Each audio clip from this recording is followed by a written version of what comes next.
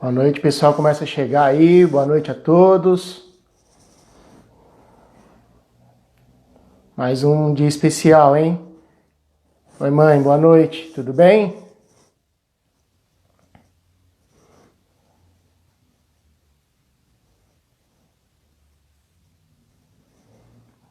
Já vi que o Dr. Vega já tá aí. Já vou chamar ele também. Primeiro agradecer a todo mundo, né? Todo mundo que tem entrado. O Wesley. Mais uma quinta-feira agora, né?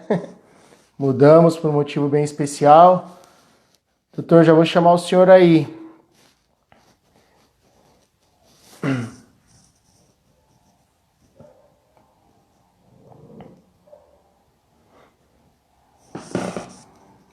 Aqui.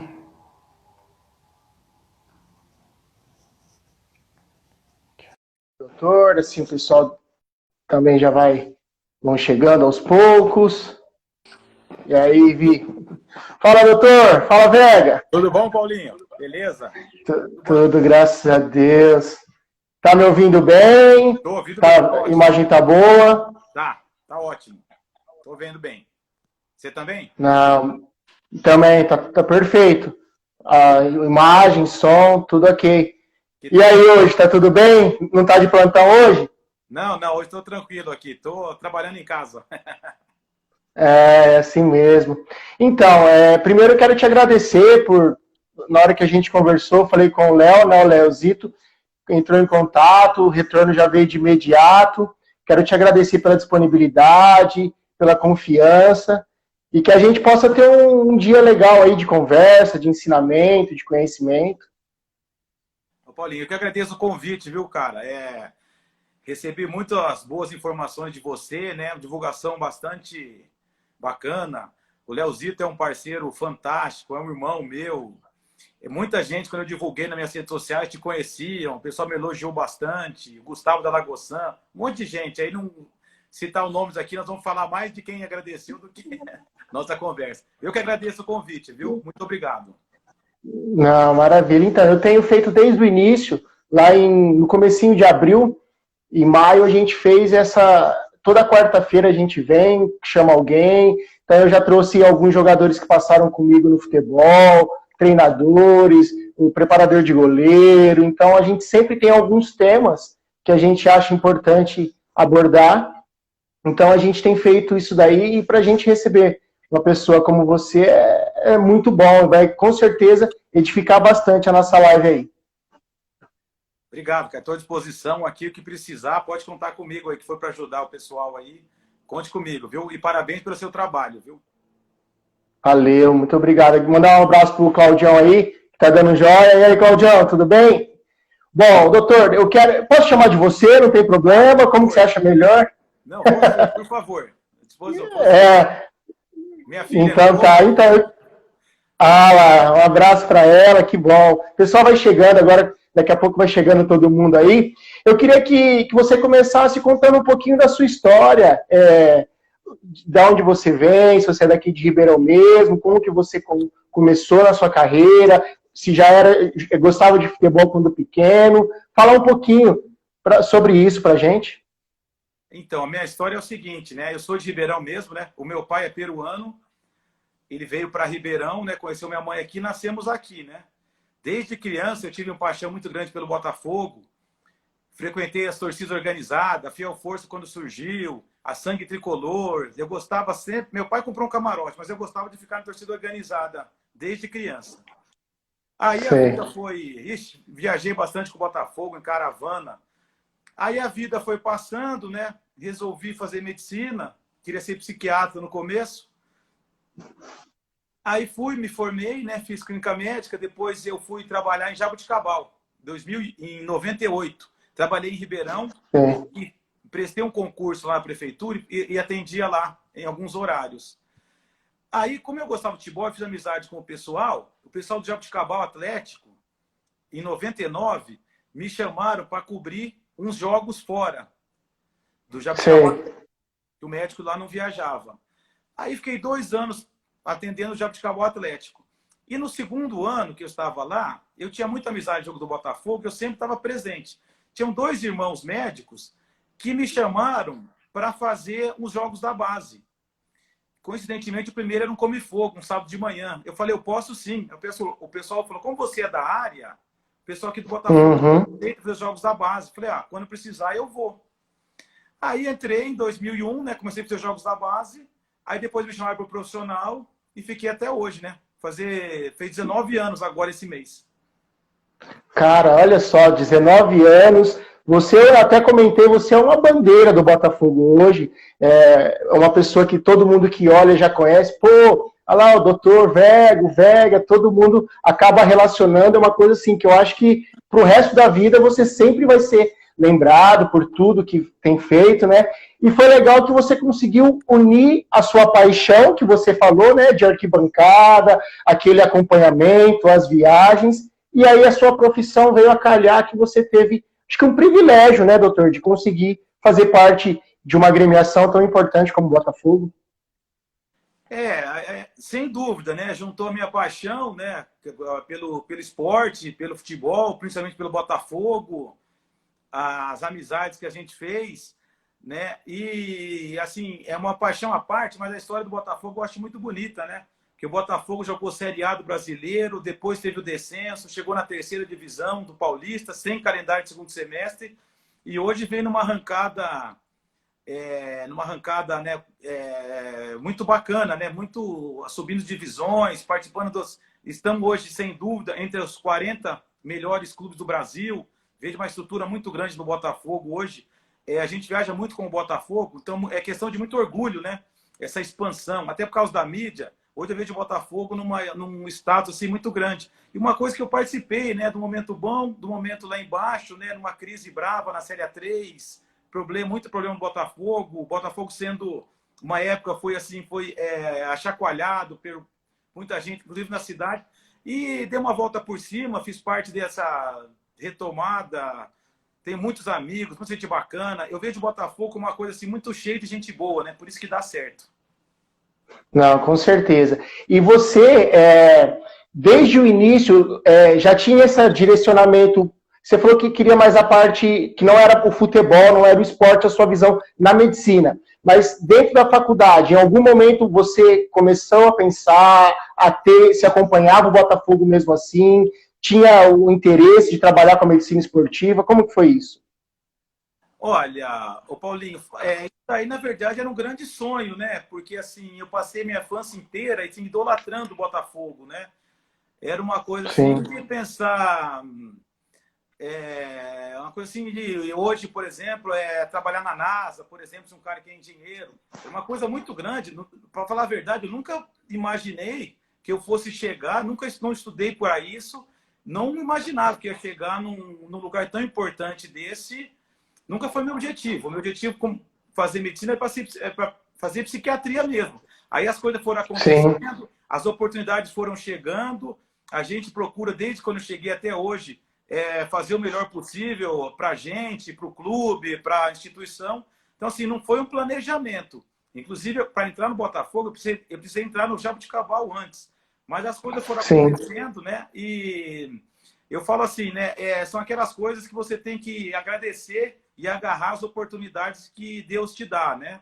Então, foi isso. Mas falar que a minha história, eu cheguei aqui, não seria inatingível naquele momento, entendeu? Mandar um abraço pro Michel aí. Michel jogou comigo, a gente jogou muito tempo junto lá no Palestra, com o Toninho, com o Guerra. Ele tá falando aí, ó, lendas do futebol. Ô, Michel, obrigado. Tem história do Michel, não? Eu trabalhei com o Michel lá. Michel era... Nossa, Michel é fantástico. Amigo meu até hoje, né? A turma dele tem uma turma bacana. E como eles são de Ribeirão, o Michel tem a base. Viajamos com o Michel, nós viajamos para a Alemanha. Olha que legal. O goleiro era o Diego Alves. O Michel era o centroavante. O Diego, O Diego jogava lá no Palestra também, na época nossa. A gente tinha uma equipe bem competitiva. Muitos foram para o Botafogo depois, alguns foram para o Comercial. Então, a gente, desde pequeno, estudamos junto também. Abração aí para o Michel. Meu pai também entrou agora na live aí. Ô, doutor, então eu queria já começar a gente... queria começar a gente falando um pouquinho, já direcionado ao futebol. a gente esclarecer algumas coisas, porque assim, a gente tem muitas histórias, a gente tem muita facilidade em ouvir, mas nada melhor do que uma pessoa tão presente na parte de estrutura, na parte de lesões e tudo mais, que vai nos dar um ensinamento legal. Então eu queria perguntar a primeira coisa para o senhor, o que assim... Desculpa, vamos lá. O que os atletas desde novos começam com algum tipo de prevenção? Por quê? Às vezes a gente fala assim, esse menino tem 12 anos, então ele não pode fazer determinado exercício. Esse menino aqui está iniciando, mas ele joga futebol, ele sai de casa, ele vai para o campinho e fica lá até às 11 da noite. Eu tenho muitos alunos que acabam sentindo, às vezes, essa sobrecarga, porque não tem algum tipo de prevenção, não tem alguma alimentação saudável, direcionada. Então, como que você enxerga isso? Eu estou falando lá no comecinho, lá na formação, principalmente na fase de crescimento. O que você recomenda? O que você acha importante? A dor do crescimento que você está falando é muito ligada ao hormônio GH, né? Que o excesso do gigantismo. Isso é muito comum em crianças de 5 aos 10 anos, chegando no máximo até os 18 anos. É aquela história de menino treinar e ter a dor à noite. Muitos pais, muita gente acha que é uma manha, mas não é. É ligado, assim, na verdade, é um excesso de treinamento, muitas vezes por causa do entusiasmo dos garotos. Entendeu? Depois quer bater pênalti, depois vai jogar bola de novo. Tá? Essa doença acontece mais, e realmente ela existe, mais por empolgação dos garotos, né? Costuma manifestar geralmente as dores à noite. E essa doença existe. Muita gente trata como manha, mas essa doença existe. Não é doença. Eu tive até um caso... Não é uma doença. Sim. Eu tive um menino que eu acho... Pode falar. A prevenção é aquilo que a gente já sabe, né? Alimentação, descanso, né? Um fortalecimento moderado, respeitando. Você é educador físico, você trabalha com a cidade, você sabe bem, né? Sim. A gente, assim, procurar atender a capacidade dos garotos. É a sua área, né?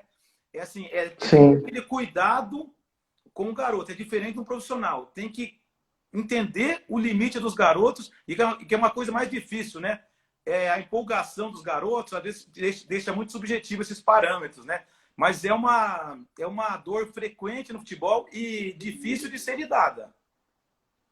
Eu estou até com o Pedro agora, o Pedro Barbosa está falando aqui. Ele é um menino que ele já deve estar com 1,83 m, mais ou menos, e ele é 2008. Então ele tem 12 anos e ele cresceu muito. Então, eu tenho acompanhado, ele está com essa dor na patelar há um tempão. Então, ele já foi no ortopedista, indicaram para ele fazer gelo, alguma coisa. E eu tive o Mikael. Você trabalhou com o Mikael no Botafogo, né? Sim. Nós viajamos. O Mikael, nós tivemos, se eu não me engano... nós tivemos com ele na Itália. Não estou nem... Na Itália. Eu estava com ele. Então, isso mesmo. Até o Daniel Júnior, o baiano, foi junto, né? Sim. Ele era nosso aluno também, João Pedro. Então, turma boa. E o Mikael, ele conviveu com essa dor, doutor, durante uns 4 anos. Ele treinava, ele chegava em casa, ele chorava. Eu comecei a reparar que ele corria, uma perna parecia diferente da outra, ele mancava sem saber. Então, a gente passa por muitos casos assim, e às vezes é o que você falou, o pai acha que ele está dando uma migué, que ele não está sentindo, né? Então, você já deve ter visto muitos casos assim. Sim, sem dúvida. Na base, sim. É uma dor muito comum, até para explicar para o pessoal, geralmente nas coxas, região posterior do joelho e nas panturrilhas. Tá? É o que você falou, né? Essa dor, cara, ela é presente. Ela é presente e é comum. E é difícil as pessoas que entenderem, né? Tem que ser uma pessoa mesmo ligada ao esporte. É uma doença chata, viu? Infelizmente é uma doença chata. E além disso, quais outras lesões, quais outros tipos de doenças, no caso, ou alguma coisa que fica debilitado nessas idades, de 11 até 17 anos? O que é mais comum chegar até você? Olha, o mais comum mesmo é esse tipo de dor, viu? Agora, Tá. agora a gente assim faz algum diagnóstico, assim, por exemplo, muita dor de cabeça, relacionado à visão, problema de visão, entendeu? Sim. Tem diabetes, asma, bronquite também costuma chegar bastante, mas assim, isso a gente consegue lidar, isso tem sintomas claros, né? E as lesões principais dos meninos são, nessa idade, geralmente é trauma, né? Trauma, Não né? é nem lesão de ligamento, nem lesão muscular, é muito trauma. E a gente repara, né? Nós fazemos estudos aí, nas categorias de base, o que tem, mais que no profissional, é trombada.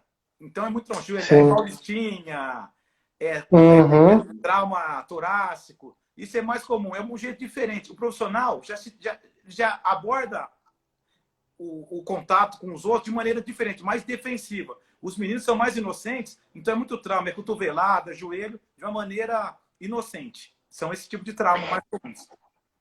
E em cima disso, você já falou que já está há quase 20 anos no Botafogo.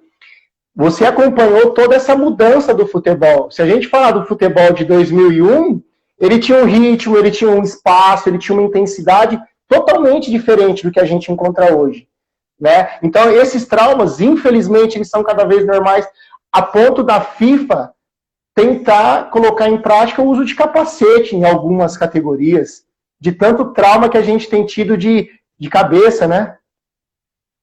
Exatamente. Você falou assim, né? 2001, né? Eu entrei em 2001. O futebol hoje é impressionante. Eu acho muito bacana a profissão, porque assim a evolução que teve é uma coisa fantástica. O futebol departamentalizou muito. Assim, e o Sim. Botafogo, eu falo muito do Botafogo, que é onde eu trabalho, né? Claro, claro. Tem uma estrutura hoje muito grande. Quando eu entrei, o médico via até alimentação do jogador, alimentação, academia, tá. Hoje temos inúmeros funcionários. O futebol hoje ficou muito estudado. Então, talvez Sim. a gente vai detalhando, mas tem bastante coisa para falar esse assunto. A comissão técnica do Botafogo, que antes era um dos times, né? Era o treinador, Sim. que fazia papel até de gerente, né? O treinador, o presidente, Uhum. um preparador físico, um treinador de goleiro, um massagista, um médico e um fisioterapeuta. Hoje, em várias áreas, falando da área médica, né, nós temos um enfermeiro que fica no estádio, o tempo todo lá. Precisa aplicar uma injeção, tem noções de higiene. Antigamente, o massagista fazia tudo e não tinha essa qualificação. Hoje em dia, temos enfermeiros para dar medicação, para ensinar higiene para os atletas, para várias coisas. Fisioterapeuta, nós temos 3. Fisiologista, né, que analisa a capacidade dos atletas, coloca o GPS, vê o tanto que o atleta correu, analisa uma série analisa depois do jogo, se o atleta vê medida de CKMB, ele vê assim quanto que se o atleta se desgastou ou se ele estava fazendo corpo mole, tá? Então hoje em dia, cara, o futebol ficou muito estudado. Quando nós vamos contratar um atleta, antigamente não tinha muito parâmetro. Faríamos exames aqui, não tinha exames de imagem. Hoje em dia, a gente liga, nós temos contatos de terapeuta e o analista de sistemas, e o analista de desempenho, já vê quantas partidas o atleta jogou no ano passado, no ano anterior, no campeonato anterior, quantas ele foi titular, quantos minutos jogou. Então, assim, hoje o futebol ficou assim, um jogo de xadrez, mas que vai resolver mesmo é o talento dos atletas, entendeu? A gente tem que armar tudo primeiro e para o talento do atleta resolver. Então, o futebol evoluiu demais e o Botafogo acompanha esse momento. A gente ouvia muito antigamente nesses exames que alguns conseguiam dar o famoso migué, né? E que muita gente mascarava a lesão, igual você falou de lesão de imagem. Era difícil você detectar alguma coisa no atleta, se ele já tinha alguma contratura, já vinha com alguma lesão desses clubes. Hoje, eu sei que tem clube que já manda relatório direto para o outro. Por exemplo, o Botafogo contratou um jogador lá do São Bento, o médico tem bom relacionamento, ele já pede, né? Muitas vezes acontece direto isso. Sim, sem dúvida, sem dúvida. Nós temos até um grupo de médicos, né, que estavam até discutindo o negócio do negócio do Covid, mas assim, a gente conversa muito, cara. É muita troca de informações, né? O futebol hoje ficou muito tecnológico. Porque esse é o jeito da gente tentar acompanhar os clubes da Europa. Entendeu? Entendi. Quando eu era criança, adolescente, o Brasil era o país do futebol. Os cariocas eram o melhor futebol do Brasil e do mundo. Treinavam pouco, os talentos estavam lá. Hoje em dia, a Europa começou a monitorar, a fazer o que... A tecnologia deles ultrapassou a nossa capacidade de ser o país do futebol. Eles já monitoravam o Messi, né? Entendeu? Então, assim, o Brasil foi o país do futebol no talento, aí a Europa, principalmente o Japão, uma certa época, começaram a estudar o futebol. Aí eles passaram a gente de uma maneira gigante. Agora o Brasil, né? Eu falo mais Brasil, aqui é a região, nós estamos, através do estudo, tentando chegar perto deles.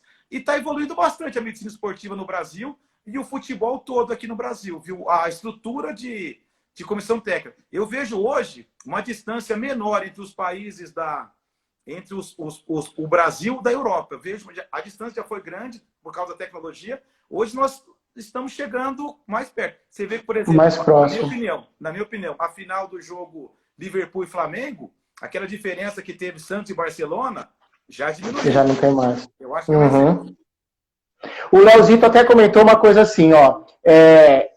O que acontece? O jogador, ele consegue, às vezes, dar o famoso migué até hoje. O Leozito comentou, até hoje ainda tem o migué, porque o cara fica lá sem aparecer nada no exame. Como que o médico detecta isso? Ele tem que ter uma comunhão muito grande com o treinador, em primeiro lugar. E eu acho que com o atleta também. Ele olha no fundo do olho do cara e ele fala, pô, o que falta? Eu queria que você me falasse um pouquinho da sua atuação num caso desse. O Paulinho tá ali, ele não quer treinar, ele tá sem confiança, ele tá falando que tá sentindo uma dor, mas não aparece nada. Como que você entra nessa situação? Aí você falou as palavras, você falou uma questão que é muito peculiar, né? Que é isso mesmo. Tem que ter o feeling, né? O feeling, né? Seu feeling. Você, quando o atleta vem com uma queixa, dá um exemplo assim, tô com uma dor no dedo do pé que passa para o outro. Fala, a história já não... Não bate, né? O bom relacionamento que eu tenho aqui com os treinadores, comissão técnica, é fundamental. Porque assim, a gente troca ideia, tem muitos problemas assim, problema de contrato. Às vezes o jogador não está recebendo o que foi combinado. Às vezes tem muitos problemas assim. Às vezes o jogador foi contratado com um peso que ele chega aqui e fala, nossa, vai pôr eu em campo, a torcida vai me xingar. Então, assim, o bom relacionamento com a comissão técnica, com o analista de desempenho é fundamental. Porque às vezes acontece, o diretor traz um jogador. Aí, como somos funcionários, todo mundo, a comissão tem que aceitar. Aí fala, mas não vai. Aí o analista de sistema fala, olha, o ano passado ele jogou 3 vezes. Estava no time da Série C, jogou 3 vezes, é uma promessa. Ficou no departamento médico, ficou um monte de tempo. Então assim, a gente consegue, faz exame, não dá nada. Aí o treinador, né, aquele feeling, né? O treinador fala, essa história desse jogador é assim mesmo, ele entendeu? Tem psicológico, tem... Então tem muita coisa, mas o importante é o feeling e o bom relacionamento com o treinador, comissão técnica dele e com o analista de desempenho. O Décio fez uma pergunta aí. Uma pergunta se o senhor já reprovou alguém aqui no Botafogo. Contratação. O cara veio, chegou aqui. Já. Como também em outros anos já foram impostas sem a gente querer. A gente faz um relatório. Antigamente era muito comum isso. Não passava por você, mas aí... O clube não é nosso. A gente emite opinião. Né? Mas sim, já vetamos e já engolimos, né? Mas isso todo lugar acontece, né? Mas ele vem para se recuperar, se melhorar, vai assinar um contrato. Isso sim. Porque hoje em dia, né, no futebol é o seguinte, né? Falando aqui abertamente, futebol, assim, o patrão manda. A gente... Sim, obedece. Orienta. Sim. A gente emite opinião, orienta, tenta acertar. Mas, sim, já teve as duas coisas. Mas hoje, eu queria que você falasse... Hoje em dia é mais fácil que você pegando o histórico do atleta, você já vê, né, quantas vezes ele jogou, machucou em que jogo, foi no último, foi no penúltimo, foi 6 meses atrás. O importante que a gente fala aqui é o último semestre do atleta, é o mais importante para a gente. Ah, tá. Vocês se baseiam no último semestre dele. Isso, isso. Certo. E o Até momento da lesão, doutor? Oi? Assim, ó, no momento da lesão, como que você... Porque você é o primeiro cara que chega ali. Então, pela sua experiência, eu tive um problema de joelho, vai. Você chega em mim no campo, na hora que você coloca a mão, você já sabe. Como que ter que estar o tempo todo pronto para esse tipo de situação? Tem jogador que perde a carreira num lance desse, perde uma transferência gigante. Como que é a psicologia nesse momento? Tem jogador que não sabe, mas tem aquele que você olha e você fala assim, pô, cara, esse aqui já foi, vou ter que fazer cruzado. Eu vi hoje que o Paulinho, menino do Vasco lá, o senhor viu, não? Não, hoje não vi, não.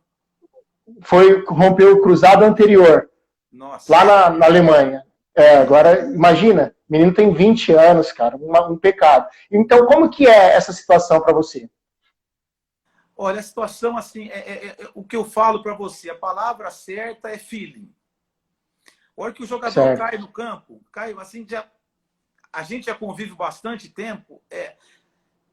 Muitas vezes tem os jogadores que são mais ansiosos, tem aqueles que são mais corajosos. Não precisa, não foi nada, não, vou tentar. A gente já conhece o histórico. Uma coisa que eu aprendi com o passar do tempo é aquilo. Ele machucou, tá com muita dor lá, eu falo, calma, vamos esperar 1 minuto, 2, calma. Uhum. Aí porque eu já teve jogos assim que eu já pedi para trocar o jogador, depois ele fala, não, tô bom. Eu falo, pô, aí o treinador fica pressionando, a gente fala, calma, o que você está sentindo? Como que foi a dor? Tá, pondo a mão muitas vezes não dá, porque ele está com dor, ele vai segurar o membro, né? A gente coloca gelo, passa o spray, como que foi, fala, calma, vamos esperar 1 minuto para resolver, 1 minuto e meio para resolver, o treinador que espere. Mas muito o feeling, viu? Muito é o feeling. Agora também tem muita lesão que você sabe na hora, né? Rompeu o ligamento, torceu, o jogador fala, nossa, você abriu, aconteceu isso, sentiu estralar? Inchou, troca. Sentiu o estiramento muscular? Não, doutor, parece que foi uma pedrada que abriu, troca. Agora quando é pancada, uma torção de tornozelo, que é mais leve, a gente tem... a palavra é feeling, porque tem que tomar decisão rápida. Rápida, né? Teve até uma pessoa que entrou agora aí na live, é o Pedro Moura, ele trabalha comigo, né? Ele jogava no Sub-17 do Sertãozinho e ele teve um trauma de cabeça, ele saiu com o goleiro e trombou de cabeça. Ele foi lá fora, respirou, tomou água e voltou. E ele voltou e fez um gol no jogo. No final ele não lembrava de nada. Ele conta que tudo que ele fez naquele período de jogo, ele não lembra do gol dele. Ele tá até aqui na live, se ele puder, ele fala. Ele não lembra, ele teve uma memória curta perdida, né? Isso é muito complicado, o trauma na cabeça, né? Realmente, trauma na cabeça, nós temos atenção triplicada. Isso chama-se concussão cerebral. Tá? Quando acontece... Você deve ter visto na Copa do Mundo, o médico do Uruguai pediu para o jogador sair. Hoje, a orientação nossa, o jogador bateu a cabeça assim, e desmaiou. Nós temos um protocolo de fazer algumas perguntas para o atleta ali na hora. Fala, que time está jogando? As perguntas são, que time está jogando? Ah, Botafogo e Corinthians. Qual é o seu time? Botafogo. Qual a sua posição? Ah, centroavante, por exemplo. Quanto está o jogo? Em que tempo que nós estamos? Tá? Tem um protocolo desse. Tá? Em que cidade nós estamos? Tá. Sim. Aí, pelo nosso score, a gente vê se ele está respondendo tudo.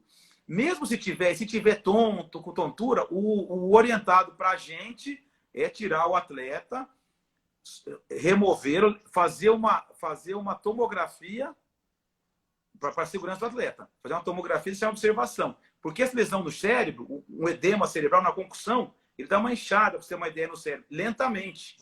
Então ele estava com uma lesão ali, voltou, depois o cérebro, pode entender, inchou, e ele poderia até ter sido uma coisa mais grave. Então, concussão cerebral, talvez seja a primeira, segunda lesão mais grave, mais importante que a gente tenha hoje no campo.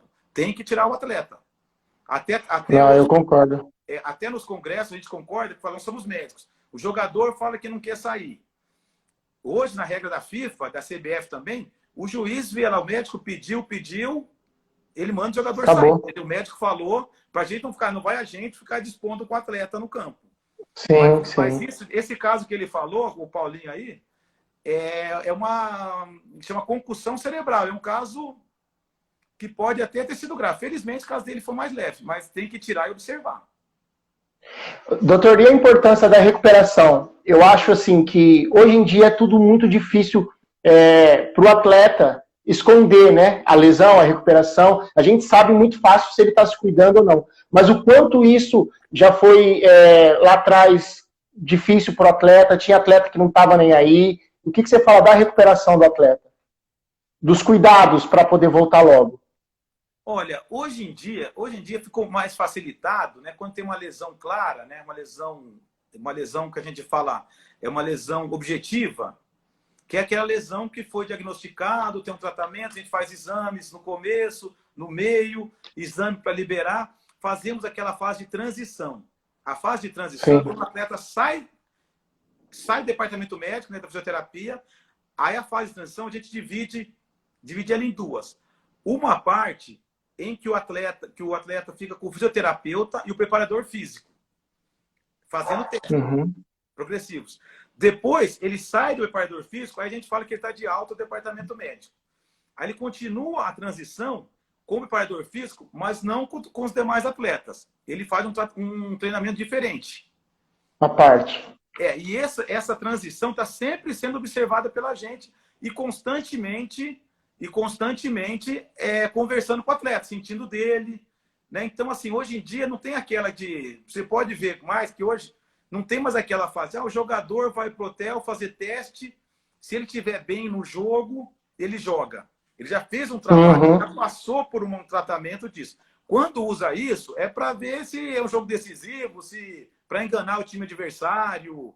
A gente já sabe se o jogador vai jogar ou não. Vai jogar ou não. Mas hoje em dia tem todo um tratamento ali, porque assim, o atleta é observado. Tá sem dor? Dá um pique daqui lá, dá 5 piques. Os caras observam, entendeu? Aí pelo GPS, ele fazia isso antes da lesão, agora tá mais devagar? Não tá bom ainda. Você consegue ter. É a tecnologia ajudando, né? A tecnologia ajudando. Tecnologia ajudando bastante. Então, hoje em dia, eu acho bacana que eu participei das duas fases, né? Da fase que era na mão e da fase hoje que nós temos os mais complexos exames, né? Eu ouvi o Ronaldo falando, e alguns jogadores sempre falam assim, um atleta de alto rendimento, ele nunca vai jogar sem dor. O senhor concorda com isso? Concordo.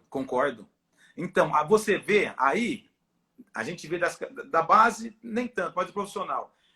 E eu reparo aqui no Botafogo, aqueles jogadores que nunca nos procuram, passam o ano inteiro sem procurar a gente.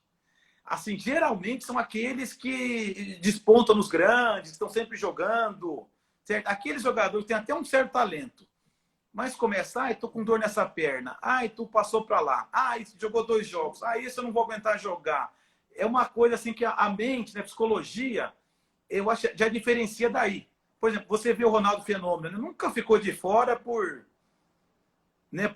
lesão, assim, quase nunca, não Neymar, sempre tá jogando, apanha e joga, né? Apanha e joga, né? Você vê, eu costumo fazer esse paralelo, né? Mas eu tenho aqui do Botafogo, os jogadores nossos que chegaram nos times grandes, nunca passaram a gente pelo... Cito um exemplo agora, até de um amigo nosso, do Miguel, o Douglas, goleiro, que está no Vitória de Guimarães hoje. Ele é turma do Miguel. Nunca procurou a gente, só quando teve uma lesão, né? Mas o Douglas era um goleiro que nunca, joga até hoje, da minha idade. O tempo todo estava jogando. Só ele que joga hoje, assim, nunca ele tinha nada. Ele me via, ele brincava. Doutor, não vem não. Então, assim, a mente ajuda muito isso daí. E você entrar no campo, atleta, mais confiante, esse atleta machuca menos. Do que aquele atleta nervoso, tá com medo.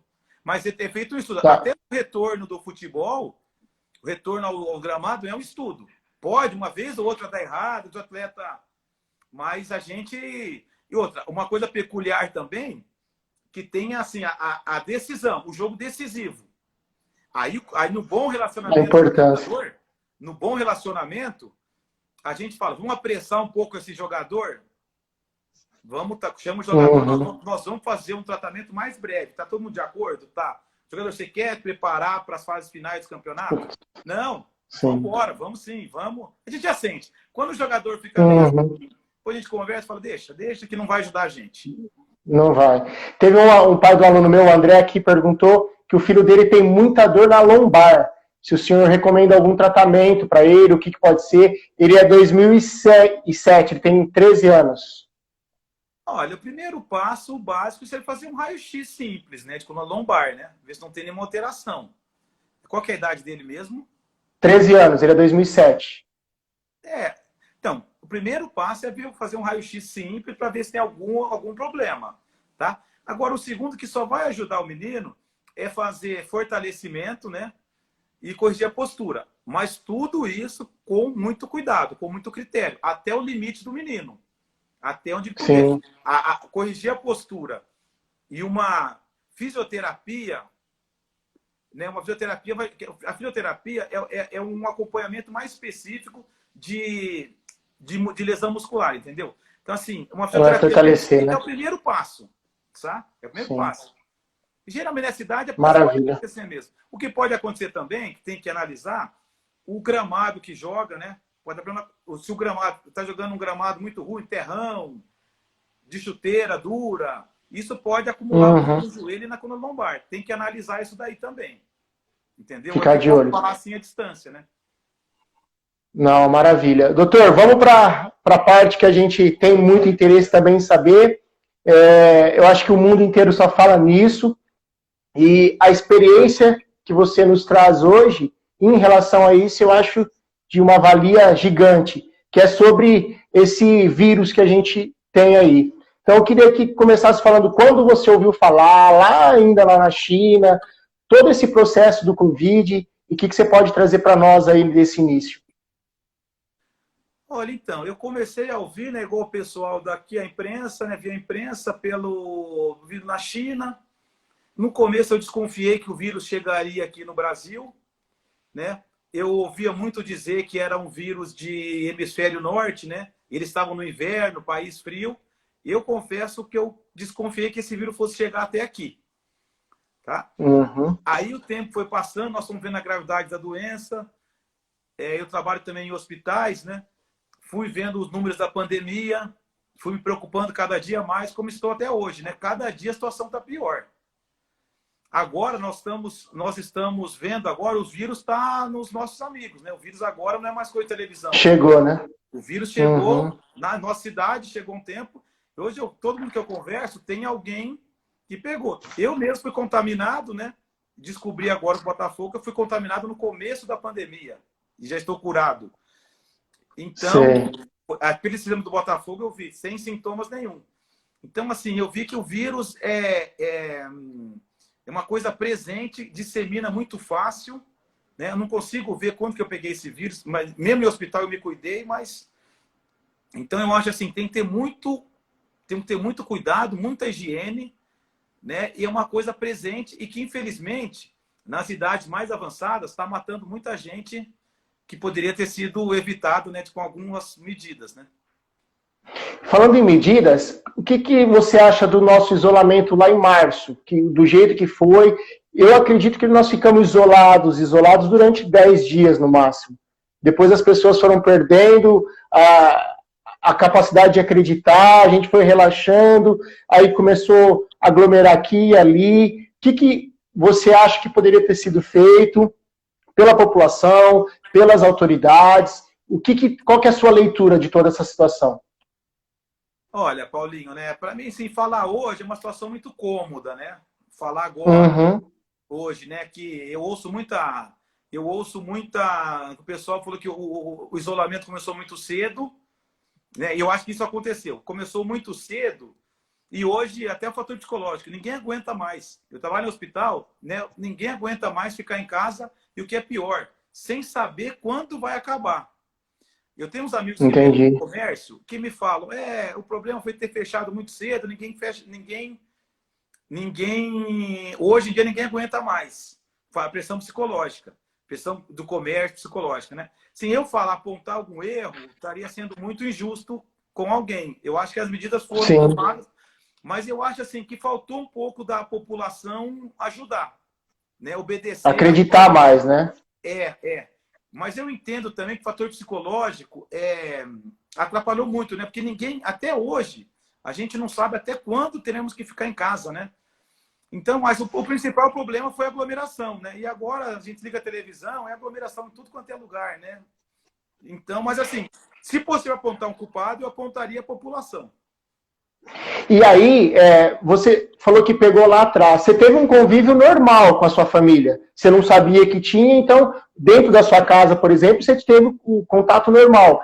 Já foram testadas essas outras pessoas? Não, como que transmite? Pode acontecer de eu estar contaminado e ter contato com outras e não passar? Como que funciona isso? Ó, na verdade, eu moro sozinho. Meus filhos moram com a mãe deles. Tá? Sim. Eu fiquei assintomático o tempo todo, trabalhando em hospital e indo, frequentando o mercado, essas coisas que eu tinha que fazer. Nenhum Uhum. próximo de mim foi contaminado. Meus filhos, agora, fiz os testes neles, na minha ex-mulher, também deram negativo. Eu vi estudos, como essa doença é nova, tem muita coisa, todo dia tem novidades. Eu já tinha visto um estudo, lido, que tem gente que defende que o paciente que não teve sintomas, que foi o meu caso, não transmite. Ah, tá. Entendi. Agora, então, assim, na verdade, eu não transmiti para ninguém, mas eu não moro com ninguém. Eu procurei manter meu isolamento social. Agora, tem casos no Botafogo de atletas, né, dois, que eles estão e a esposa não. Entendi. E moram com ela, entendeu? Então, tem gente que fala, quem não teve sintoma não transmite. Só aquele pessoa que está com aquele quadro gripal que transmite para os outros. Eu acho cabível, eu acho possível isso, né? Ter pego num hospital e essa transmissão passa muito em ônibus no inverno, né? Por exemplo, São Paulo, metrô, ônibus, a pessoa está gripada, espirra, tosse, vai passando para os outros. Uhum. Então, assim, tem uma teoria que eu tô também desconfiado, viu? Porque talvez se a pessoa que não tenha sintomas tenha transmitido ou não. Mas isso é uma hipótese da ciência, mas a gente não pode ter isso como regra. A regra nossa é fazer aquilo. Isolamento, distanciamento social, lavar as mãos para não contrair o vírus, né? Teve um atleta de alto rendimento, ele até começou com a gente, hoje ele mora fora do Brasil, e ele conta que ele teve sintomas assim, um cansaço durante um treinamento que eu mesmo estava passando para eles, tal. Sentiu cansaço 2 dias da semana, no terceiro ele já treinou normal. Passaram-se 2 meses, ele foi voltar no clube e acusou que ele ainda estava com o vírus no corpo. Então, os médicos lá acham que ele ficou durante todo esse período com o vírus dentro do corpo dele. E a esposa dele não teve nada. Então, é um pouco em cima disso que nós estamos falando. É. Vale lembrar, os casos do Botafogo que nós fizemos agora foram 14, todos sem sintoma nenhum. Os funcionários, Olha os só. jogadores. Não teve ninguém com febre, ninguém teve febre, ninguém teve nada. Repetimos os testes, né? Segunda-feira. Aqueles que deram negativo, aproveitar aqui, os que deram negativo na terça-feira passada, nós esperamos uma semana e refizemos testes. Por causa de janela imunológica. Deram todos negativos. E os positivos nós vamos testar de novo semana que vem. Entendi. Só o meu caso que já estava de um jeito que já tinha criado o IgG, já estava abolido. Já estava livre. Então, é isso que me intriga, né? Até nesse caso agora do Botafogo, intrigou ainda mais. Algumas questões surgiram ainda mais. Né? Pessoas... E o que você acha da volta do futebol? Como que você encara isso? É o momento? Não é? Qual que foi sua opinião para o grupo? Eu imagino que todo mundo faça essa pergunta para você. Olha, não é o momento de volta. Não é o momento de volta. Porque, assim, eu vou te colocar uma situação. Os jogadores do Botafogo hoje, tem alguns em fase final de presença do vírus, né? Não desenvolveram a doença, e tem outros que não tiveram nada. Agora, os atletas estão fazendo um protocolo, né, que vai para cá, vai para o estádio, treina num quadrante, longe um do outro, isolado, ao céu aberto, sem passar por vestiário, por nada. Uhum. Protocolo, eles são deshigienizados, são higienizados quando chegam, né, desinfectados quando chegam. Mas esses atletas estão na casa deles. Tem gente que tem a funcionária, a esposa vai ao mercado, entendeu? Não foi possível fazer um isolamento completo deles. Então, tudo bem, serão testados novamente. Agora, assim, vai começar o campeonato, não sei quando, eu não sei se começa. Então, assim, vamos conviver com o risco. Eu não sei se existiria essa necessidade do futebol se expor a esse risco. Tem pessoas, policiais, enfermeiros, médicos, jornalistas, educadores, que precisam ir para a rua. Mas não sei se o atleta ainda é esse momento. Aliás, esse momento grave que nós estamos vivendo agora, né? Falta de leitos de UTI, sempre ali no limite. Então, eu participo das reuniões, para treinar o atleta, acho saudável. Eles treinam isolado, fazer atividade física, eu acho saudável. Mas competição, sim, eu acho arriscado ainda. E os protocolos que vocês têm cumprido, vocês conseguem uma união em relação a isso? Porque eu sei que alguns clubes não conseguem dar a estrutura que outros. Então, nisso eu já acho injusto o caso. Nós vamos fazer um protocolo para todos os times da Série A, por exemplo. Mas o Palmeiras, o Corinthians, o São Paulo, ele tem uma estrutura diferente de alguns que nem treinam num CT direito, não tem como separar, igual o Botafogo, graças a Deus, tem essa estrutura, tem condições de fazer um treino diferente, mas tem clubes que não tem como. E aí a gente vai priorizar o quê? A volta só por conta da parte financeira, da exigência, da necessidade e as vidas, né? Eu penso muito assim. Concordo com você. Por exemplo, e outra, nós aqui em Ribeirão estamos na zona vermelha, né? Uhum. Nós não podemos usar academia, não está igual outras cidades. São Paulo, por exemplo, né? O Santo André, por exemplo, está com o estádio é o hospital de campanha. Não sei como eles estão fazendo para treinar. Entendeu? Então, a situação está desigual. E outra, né? No momento de pandemia, a situação está grave lá fora, né? O vírus é uma bola de neve. Começou assim, hoje está desse tamanho já e vai aumentar. E passa uma impressão que está tudo bem, né? A gente vê a TV, acha que está tudo bem. O Flamengo jogando lá, parece que está tudo normal, cara. Eles conseguiram jogar num estádio que o hospital de campanha é do lado. Eu acho uma situação completamente descabível, na verdade.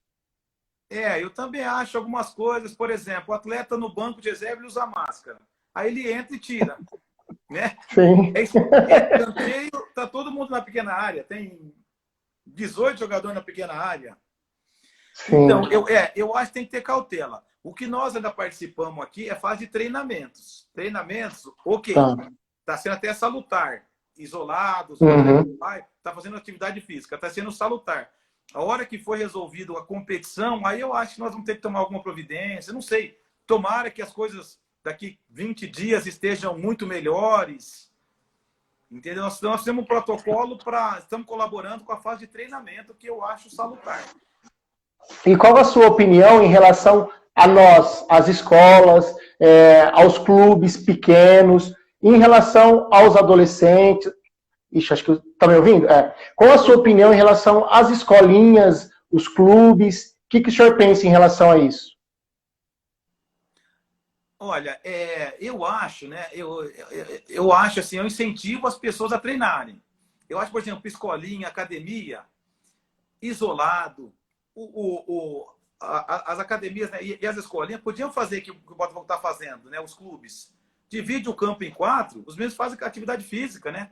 Corre, cada um isolado. O ideal foi o seguinte, dividir o campo em 4 e no máximo 2 atletas por quadrante, em tempos diferentes. Sim. Ao ar livre. Sim. Então, isso daí eu acho que podia ser feito para os meninos que, entendeu? Categorias de base, para eles se exercitar, suar, ficar 1 hora fazendo atividade física. Eu acho isso muito salutar. O contato ainda, que eu acho que não é hora. Tá? Mas academia, higienizando as mãos, os aparelhos e pessoas com 2 metros de distância, eu acho que é devido, entendeu? É necessário. Necessário. Eu tenho um aluno que os pais têm me ligado falando assim, Paulinho, tô levando na psicóloga, porque a vida dele era aquilo, ele treinava todos os dias, por exemplo, você entendeu? Aí eu até falei, a gente precisa fazer alguma coisa, às vezes ver se eu consigo levar no campo, fazer alguma atividade, ver se tem algum campo próximo à sua casa, porque a criança acaba ficando no videogame, acaba ficando na comida e fazendo as aulas online lá, porque também é complicado, eu sei o quanto é difícil essa fase para eles. Então a gente tem, por exemplo, eu tinha 300 alunos, 400 alunos, que estão nessa situação hoje, você entendeu? E são alunos em formação, adolescente. Então, eu penso da mesma forma que você falou aí, que a gente teria que ter um cuidado, mas que a gente precisa começar a imaginar, assim, de que forma que dá para ser feito. Que a gente marque, 5 alunos por hora, mas que esses 5 alunos façam uma atividade. Eu coloco um de cada lado do campo, entendeu? Eu penso que, com um protocolo, a gente poderia agir dessa forma. Não, eu acho isso muito, mas muito importante. Os meninos, e outra, já fazendo uma atividade física, quando voltar, tomara que daqui um mês, 15 dias, 20 didias, 25 dias, eles já fizeram a parte física. Uma sugestão, eu falo para todo mundo fazer isso. Pega uma quadra de futebol, divide o campo, faz o menino correr, faz circuito, aquilo lá, e se tiver uma academia desse jeito que eu falei, eu acho extremamente necessário. Né? Eu acho importante. Entendi. O psicológico, ele está afetando todo mundo. Não é só as crianças, os adultos. Por isso que eu concordei muito com a saída dos atletas, o treinamento dos atletas no estádio, ao ar livre. Né? Pegar uma cor, tá sem cor até, né? Então eu incentivo isso e eu acho que o caminho é esse mesmo. Pegar os meninos, fazer uma atividade física, né? Fazer suarem bastante, exercitarem. Aí depois, quando voltar os treinamentos, já estão mais aptos, né? Você falou da parte psicológica. Eu vi agora uma entrevista de um jogador do futebol alemão, que lá eles já terminaram o campeonato, eles foram os primeiros a voltarem e tal. E lá eles viram que o número de lesões foi muito alta nessa volta.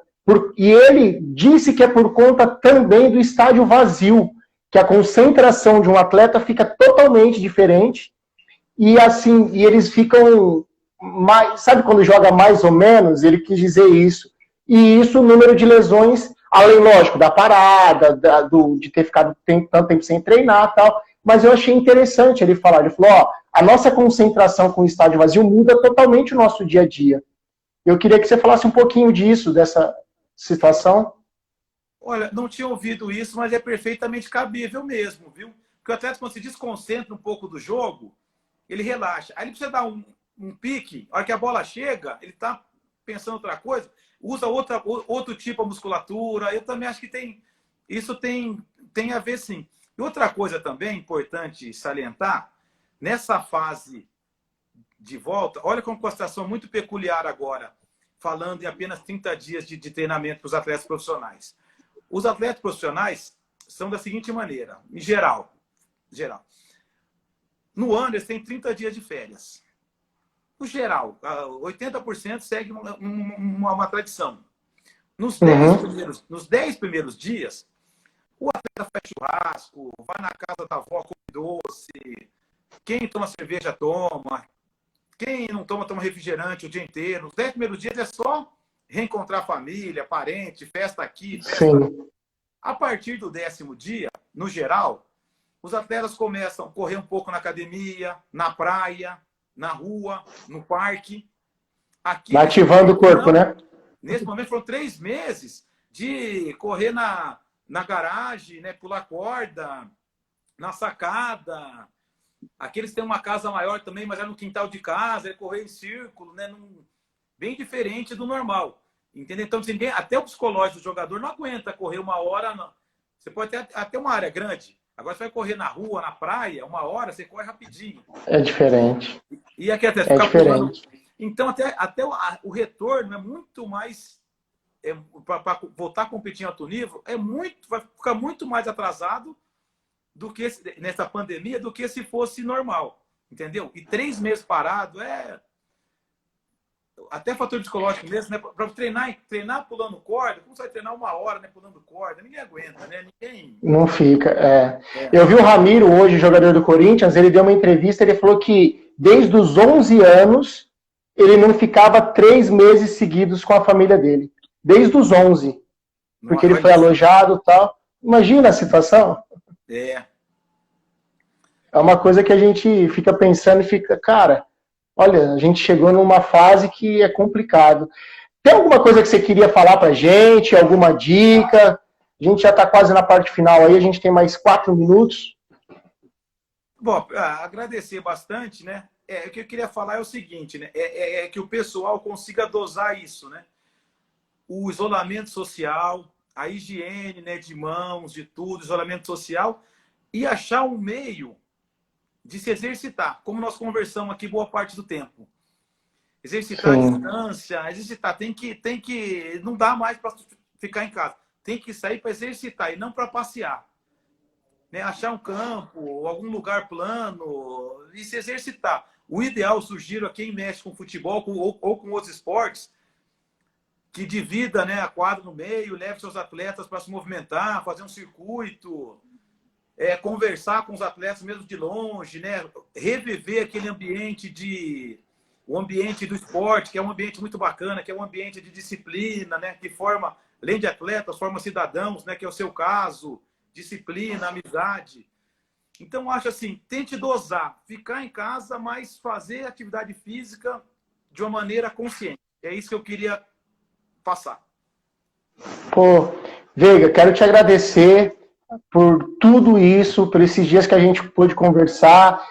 Eu sempre fui uma pessoa que eu te conheci, você ainda não me conhecia, mas eu já sabia quem era você, já admirava o seu trabalho, sempre te vi, até na TDT, aquela vez eu sempre estava lá, a gente jogou contra tal, e no momento que eu falei com o Léo, ele falou, pô, o doutor é irmão, e o Léo é meu amigo desde 96, então é meu padrinho de casamento, esse daí é grudado comigo a vida toda. Então, desde aquele momento, a resposta foi positiva, a gente pôde conversar um pouquinho pelo WhatsApp e te deixar à disposição para falar aí, mas te agradecer muito, você pode ter certeza que foi uma live sensacional, nos acrescentou muito, e eu só sou grato e não tem nem como falar desse momento aí. Paulinho, cortou um pouco o som, mas eu acho que eu entendi o recado, viu? Ficou um pouco... Mas eu entendi o recado. Depois de falar da TDT, cortou um pouco. Tá me ouvindo bem agora, não? Melhorou. Mas eu entendi o recado, viu, Paulinho? Olha, queria dizer, eu queria agradecer, viu, quando o Léo me falou, o Léozito, mandar um abraço para ele, meu irmão. A oportunidade, eu achei muito bacana. Até não pude ontem, né? Você mudou o dia por hoje, que eu estava muito interessado em participar. Achei muito bacana mesmo, aprendi muito aqui também, cara. E queria, assim, mandar um abraço a todo mundo que assistiu a gente aí e deixar à disposição, cara. Qualquer coisa que puder ajudar aí, a gente soma. Você também, tem que precisar de alguma coisa. E ficar à disposição, cara. Eu acho que de alguma maneira ou outra, nós ajudamos aos atletas, né? Aos futuros atletas, ao pessoal que gosta do esporte, né? Principalmente aqueles que usam o esporte para o lado do bem, né? Então, estou à disposição e foi um prazer muito grande, viu? Pô, Veiga, muito obrigado. Que logo, logo a gente possa estar numa vida normal, se cuidando, fazendo o melhor. E conte sempre comigo, tá bom? Um abraço, que Deus abençoe aí, um bom resto de semana. Fica com Deus. Ó, Luciano, meu primo. Um abraço, primo. Um abraço, Luciano. Um abraço, Paulinho. Obrigado. Valeu, Veiga. Até mais. Até mais. Bom, pessoal, que isso, hein? Super live. Muitos ensinamentos. Veiga é um cara sensacional. E que a gente possa continuar aí se cuidando e que a gente passe logo por isso. Beleza? Quarta-feira que vem tem mais, certo? Espero vocês aí. Mais uma vez, agradecer. Que Deus abençoe. E que eu tenho muita saudade de muita gente aí que eu vejo nas lives. E que, se Deus quiser, em breve a gente tá junto, tá? Fiquem com Deus. Um beijo. Até mais.